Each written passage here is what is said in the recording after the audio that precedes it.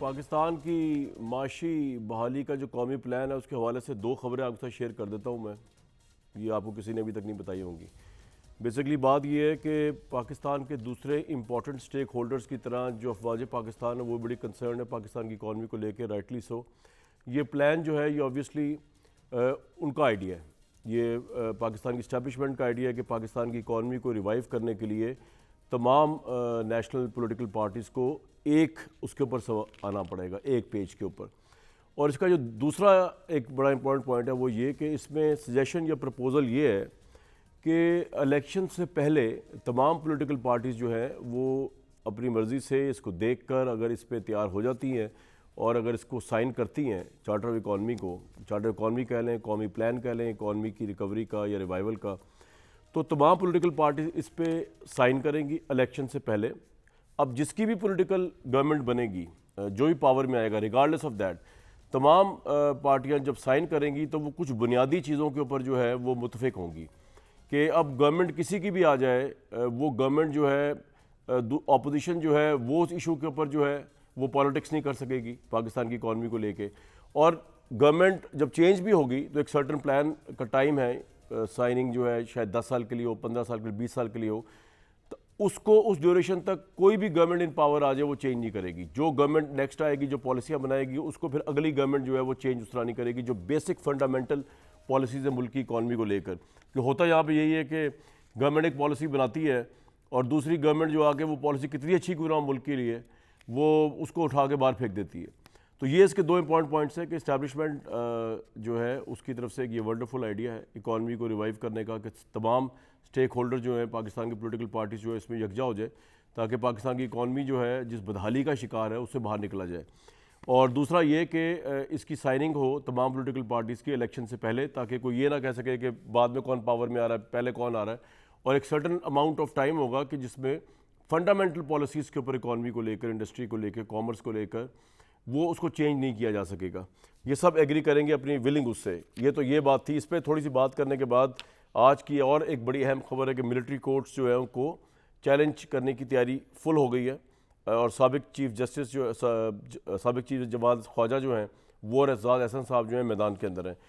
सबसे परवेश साहिबा, आपकी पार्टी के लोग नज़र नहीं आए, हो सकता है बैठे हों, इस बड़ी अहम कॉन्फ्रेंस थी। आप एक तो गाइड कीजिएगा कि क्या वो मौजूद थे, इनवाइट तो किया गया होगा या हमारी नज़र से नहीं गुजरे। आपकी पार्टी का इस पर क्या मौक़िफ़ है कि क्या एक ऐसा चार्टर ऑफ इकॉनमी साइन हो सकता है जो मैं बता रहा हूँ आपको, जिसमें तमाम पार्टी साइन भी कर लें और वो बाद में गवर्नमेंट जिसकी भी आए वो चेंज भी ना हो, मुल्क की जो इकोनॉमिकल फंडामेंटल चीज़ जिन पर एग्री किया जाए। देखिए कामरान शाहिद साहब, हमने तो जब ये हुकूमत आई थी तभी इमरान खान साहब को अपोजिशन पार्टीज़ ने जब उसकी हुकूमत आई थी तो ये कहा था कि भाई आप इकोनॉमी पे फोकस करें और सियासी अपने मामलात को साइड पे करके आप इकोनॉमी पे हमारे साथ चार्टर करें जी। लेकिन उस वक्त उनके सर में कुछ और सौदा समाया हुआ था और वो जो हर फिरौन के सर में होता है, तो उस वक्त उन्हें ये बातें सुनाई नहीं दे रही थी। लेकिन मैं समझती हूँ इस वक्त जो मुल्क के हालात हैं और जो वाक़यात हैं, जिन साजिशों में इस वक्त हमारा मुल्क घिरा हुआ है, इसमें कोई दो राय नहीं। मुझे कहने में इसमें बिल्कुल जो है कोई हेजिटेशन नहीं, कोई झिझक नहीं कि ये सब कुछ जो मुआशी तौर पर हो रहा है हमारे साथ, जो IMF की तरफ से भी हो रहा है, ये इत्तफाकिया कोई कहानी नहीं है। ये बहुत सोचा समझा मंसूबा है और इसके तहत जो है पाकिस्तान को घुटनों पर लाने का एक प्लान तैयार हो गया है। उससे बहुत से कैटलिस्ट जो हैं वो अंदर से अपना किरदार अदा कर रहे हैं मुल्क के अंदर से, और जाहिर है बाहर ये जो ऑर्गेनाइजेशंस हैं, स्टेक होल्डर्स हैं, बहुत से ऐसे लोग जिन्हें आजकल ह्यूमन राइट्स बहुत याद आए हैं, रिटायर्ड ब्यूरोक्रेट्स जो हैं बाहर, वो उनको बहुत ह्यूमन राइट्स याद आ रहे हैं और वो हमारे अंदरूनी मामलात में खुल के जो है वो दखल अंदाजी करें।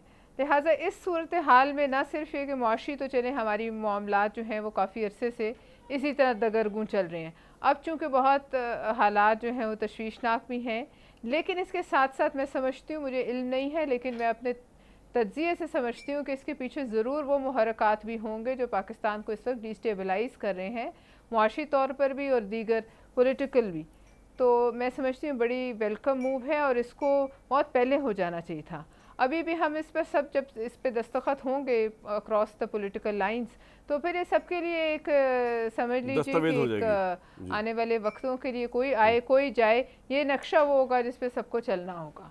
तो राइट। यही एक रास्ता है पाकिस्तान की इकोनॉमिक रिकवरी के, जिस पे किसी को एतराज़ भी नहीं होना। जो और जिसको एतराज़ होगा वो फिर उसका आप देख लीजिए क्या नीयत और होगी। जितनी ये माशी बदहाली अवाम की हुई है PDM के दौर में, इसको आप ओन करने को तैयार हैं या आप इलेक्शन में आप ये कहेंगे कि नहीं, क्योंकि वज़ीर ख़जाना PMLN के थे, ख्वाह मिफ्ता इस्माइल साहब थे, इसाक डार साहब, तो ये उनकी जिम्मेदारी थी, या आप इनके साथ बर्डन शेयर करेंगी PMLN के साथ, क्योंकि बड़ा भारी भरकम बर्डन है जो PMLN के ऊपर पड़ने वाला है अगर इलेक्शन इसी साल हो जाते हैं तो?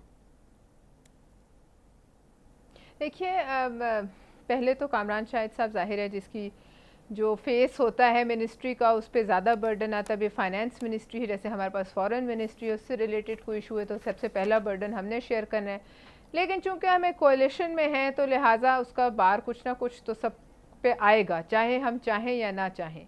लेकिन इसमें आप ये भी नहीं कर सकते कि आप जो पिछले 4 साल में इस मुल्क के ख़िलाफ़ साजिशें हुई, जिसका आपने, हमने, सब ने, पूरे पाकिस्तान ने वो टेपें सुनी जो रिकॉर्ड हुई, जिस पे बड़ी तकलीफ़ हुई बाद में, जो कि साबिक वज़ीर ख़जाना जो थे इमरान खान साहब के, उन्होंने मामला तय कर रहे थे कि किस तरह IMF की डील को सैबोटाज किया जाए जो है पंजाब और KPK के वज़राए ख़जाना के साथ। लिहाजा ये कोई, मैं आपको ये कहने की कोशिश कर रही हूँ कि ये कोई छोटा मोटा वाक़या नहीं है।